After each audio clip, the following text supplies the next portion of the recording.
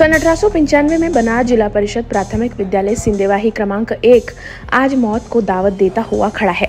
छत से प्लास्टर गिरता है, दीवारों में खतरनाक दरारें, बरसात में पानी सीधे कक्षाओं में और इन खंडर जैसी दीवारों के बीच गरीब बच्चों की रोज की पढ़ाई जारी है।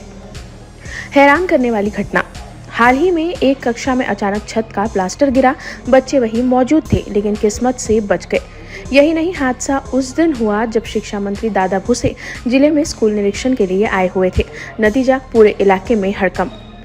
3 साल से गुहार, नतीजा शून्य। विद्यालय प्रबंधन समिति ने बार बार सरकार से गुहार लगाई, ज्ञापन सौंपे, स्कूल बंद आंदोलन भी किया, लेकिन जिम्मेदार अधिकारी सिर्फ आश्वासन देकर चलते बने। सिंदेवाही जिल्हा परिषद प्राथमिक शाळा 1 मध्ये आलो बघू शकता की या शाळेची दुर्दशा कशी झाली आहे आणि याकडे संबंधित प्रशासनाने खूप दुर्लक्ष केलं आहे। कम से कम 130 वर्ष जुनी इमारत असून या इमारतीकडे सगळ्या संबंधित विभागाने दुर्लक्ष केलं आहे। तरी पण याच्याबद्दल आपण जाणून घेऊया या शाळेचे उपाध्यक्ष अमोलजी कुचनवार यांच्याकडून। या शाळेला आपल्याला 130 वर्ष पूर्ण झालेली आहेत। या शाळेची दयनीय अवस्था अशी आहे की शाळा पूर्ण मोकळी येऊन गेलेली आहे। याच्यात पूर्ण शाळा पडायला लागली आहे, गरीब मुलं इथं शिकत आहेत आणि सरकारची पूर्णपणे इथं दुर्लक्ष केलेलं आहे। सरकारनं प्रायव्हेट शाळेला जास्त लक्ष देऊन त्यांना जास्त हे प्रसिद्धी करण्यात आली आहे, पण हे जिल्हा परिषद शाळा आमचे 4 पिढ्या इथं शिकत असलेली शाळा एवढी मोठी आज याची इतके दुर्लक्षपणा होऊन गेलेली आहे, सरकारनं केलेली आहे। तरी वारंवार आम्ही शाळा व्यवस्थापन समितीच्या मार्फत वारंवार तक्रार करूनसुद्धा याच्या कोणीच लक्ष केलेलं नाही। आज शाळा बघा पूर्ण का तोडफूट झालेली आहे, छतं गळत आहेत आणि यातले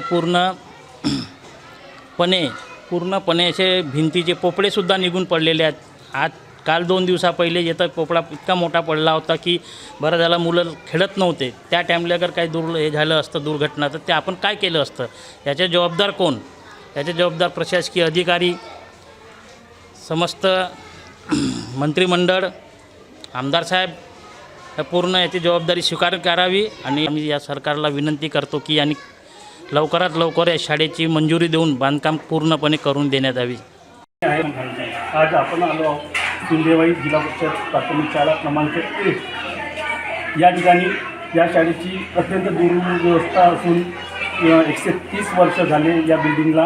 अजूनपर्यंत या शाळेकडे कोणत्याही प्रशासनाने लक्ष दिलेलं नाही आणि संबंधित प्रशासनाकडे कोणता पाठपुरावा केला आपण जाणून घेऊया शाळेचे अध्यक्ष नितीन भाऊ मेश्राम यांच्याकडून। भाऊ, पुढच्या सांगा। या शाळेची इमारत जवळपास 130 वर्ष जुनी आहे आणि हे जे शाळा जी आहे आताची जी परिस्थिती आहे ते मोडक्या परिस्थितीमध्ये शाळा अत्यंत धोकादायक इमारत आहे आणि त्या इमारतीमध्ये आता गरीब मुलं आपले शिक्षण घेत आहेत। जवळपास 130 विद्यार्थी इथे आज ज्ञानार्जन करत आहेत। या शाळेच्या गंभीर समस्येविषयी आम्ही अनेकदा प्रशासनाकडे, शासनाकडे वारंवार पाठपुरावा केलेला आहे, परंतु स्थानिक प्रशासन, जिल्हा प्रशासन यांनी जाणीवपूर्वक दुर्लक्ष केलेलं आहे।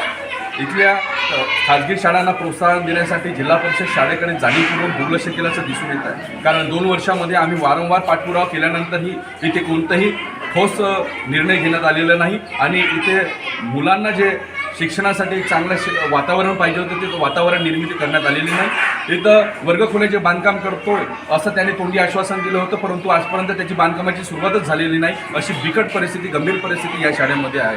आम्ही अशा प्रशासनाचा, शासनाचा आम्ही निषेध करतो, विरोध करतो आहे।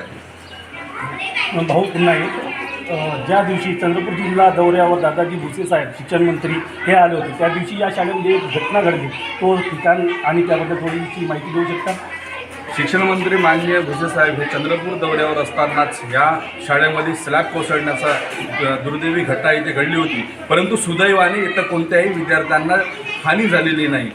आता शिक्षण मंत्र्यांनी सांगितले की आम्ही शाळेची पाहणी केली आहे, जिल्ह्यातल्या शाळा चांगल्या आहेत, परंतु इथली परिस्थिती जी आहे हे परिस्थिती खरंच एकदम गंभीर परिस्थिती आहे आणि शिक्षण मंत्री असोत किंवा जिल्हा प्रशासन असोत यांनी ग्राउंड लेवलवरती येऊन काम करायला पाहिजे। जिल्ह्याच्या ठिकाणी बसून जर मीटिंग जर घेत असतील आणि जर का सांगत असतील तर हे सगळं चुकीचं आहे। धन्यवाद।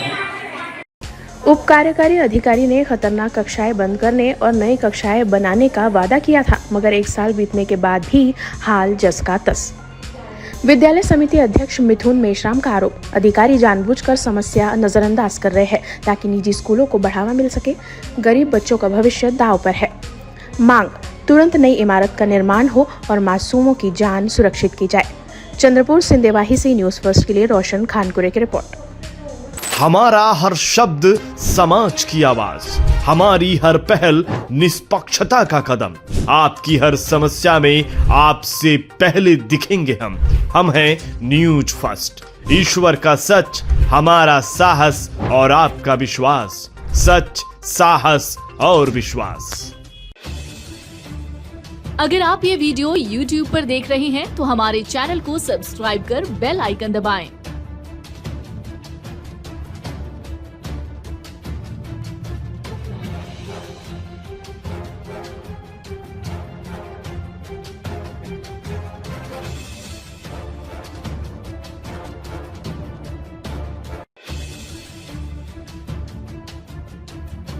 और Facebook पर देख रहे हैं तो हमारे पेज को लाइक करें